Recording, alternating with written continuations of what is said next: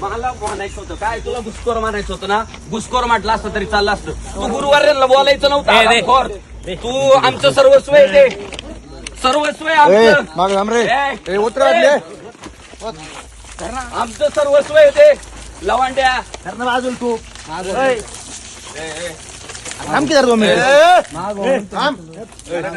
लवांड्या, तू परत गुरुवार्यांना जर बोलला ना, तू लक्षात ठेव, आम्हाला काय भिडायचंय ते भीड. लवांड्या आमचे आईबाप आहे ते आमचं सर्वस्व आहे. ए लवांड्या, सर्वस्व आहे आमचं ते. लवांड्या आमचा नादी लागू नको.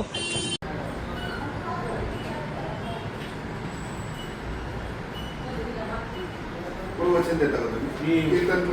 कीर्तन नाही, प्रवचन वारकरी संप्रदायात काम करतो. आज माझं मातोबाच्या आळंदीला प्रवचन. आज सकाळी म्हातोबाच्या आळंदी तालुका हवेली येथे माझं एका दशक्रियेच्या निमित्ताने प्रवचन होतं.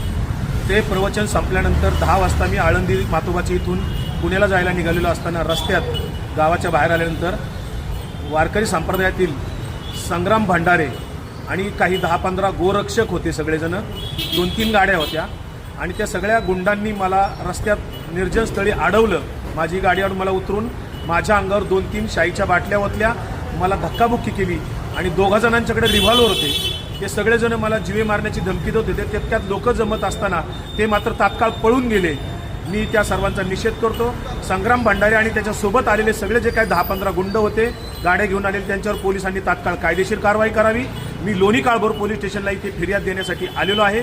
जोपर्यंत त्यांना सर्वांना अटक होत नाही तोपर्यंत लोणी काळभोर पोलीस स्टेशन येथे माझा सत्याग्रह सुरू राहणार आहे.